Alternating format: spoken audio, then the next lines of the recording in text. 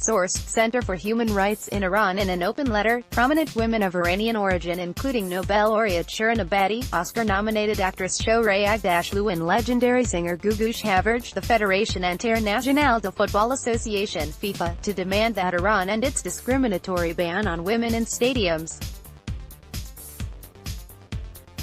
We call on FIFA to stand on its principles, hold Iran accountable for violating one of FIFA's most fundamental statutes, and demand that the Islamic Republic permanently end the ban on female attendance, said the signatories led by actress and board member of the Center for Human Rights in Iran, CHRI, Nazanin Boniati.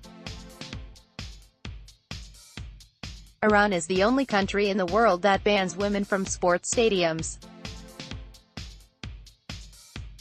Article 4 of FIFA's statutes states that discrimination of any kind is strictly prohibited and punishable by suspension or expulsion. Women in Iran have been braving arrest and harassment for decades simply for demanding their right to enjoy sports inside stadiums alongside men, and it is time for FIFA to show the same courage and integrity, said Boniati. The women in Iran have shown they won't be silenced with empty gestures or words, and will continue their peaceful struggle for equal rights until this discriminatory ban is permanently lifted, she added. For the first time in decades, Iranian officials allowed women to watch a televised screening of Iran's World Cup match against Spain in Tehran's Azadi Stadium on June 20, 2018. But the pre-planned event was initially cancelled and only relaunched after protests began outside the stadium, and there has been no indication that the ban has been permanently lifted, particularly for live matches. Iranian women at Azadi Stadium. Source: Iranian Daily Sazindagi. A woman's right to attend events at stadiums is not the only rights violations women experience in Iran, write the signatories, which include leading human rights lawyers, diplomats, academics and cultural figures. It is this mentality that also prevents Iranian women from traveling alone or from having equal weight in a court of law. By challenging this discriminatory behavior, one is challenging this mentality in all its applications, they add. Read the full letter below. FIFA, call on Iran to end its discriminatory ban on women in stadiums. We, the undersigned Iranian women, note that Federation Internationale de Football Association (FIFA) has for too long closed its eyes to the Islamic Republic of Iran's banning of female attendance at stadiums. This ban represents a fundamental violation of FIFA's core principles. Article 4 of FIFA's statutes states that discrimination of any kind is strictly prohibited and punishable by suspension or expulsion. FIFA's policies and previous statements against the ban ring hollow given Iran's continued refusal to end the ban without consequence. For the first time since 1980, after mounting domestic and international protests against the ban and despite continued obstacles from security forces, Iranian women were allowed into Azadi Stadium in Tehran on June 20 to watch a televised version of Iran's World Cup match against Spain.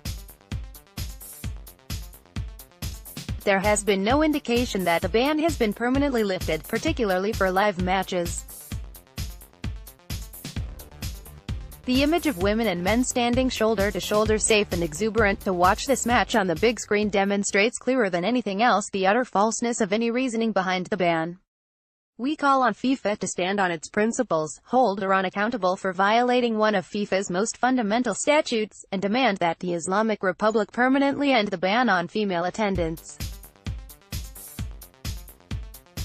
For those who think this is not a matter of importance to Iranian women, they should become aware of the efforts of so many women who try to enter stadiums in Iran by pretending to be men wearing wigs, fake facial hair and male clothing.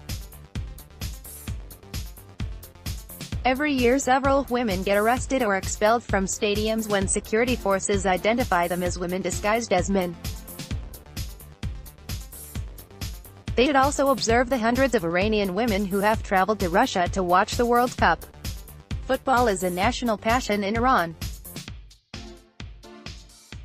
The images of Iranian men and women standing together in Russia, as well as the many thousands of Iranian men and women in other countries around the world standing together to watch and cheer on their national team, have gone viral on social media in Iran. The disconnect between the people of Iran and the government of Iran on this issue is glaring. Iran's is a celebratory culture. Even as the people face serious economic and political strains, they are jubilant as they watch their team.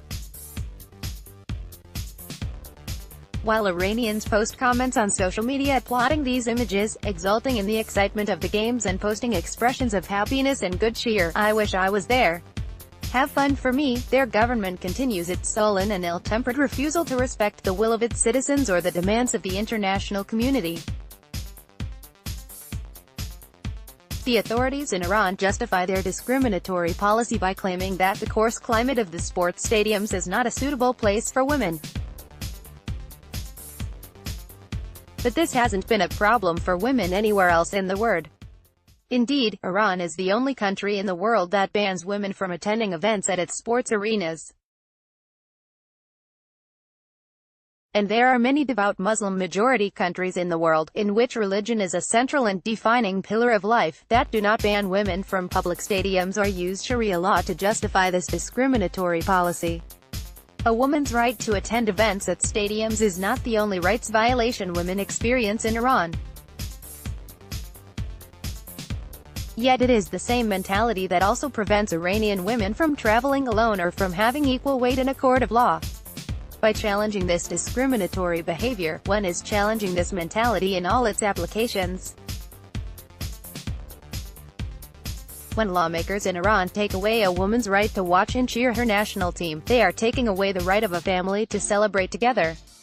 A father and son can watch and celebrate, but a mother and daughter cannot. The fracturing of family unity is one of the oldest forms of authoritarian control. Its deep injustice remains undiminished. As Iranian women, we support our national team, but we do not forget those who cannot attend matches or have gone to jail trying to enter the stadiums in Iran. We salute our team, and we salute all brave women and men who stand for equality despite grave personal risk.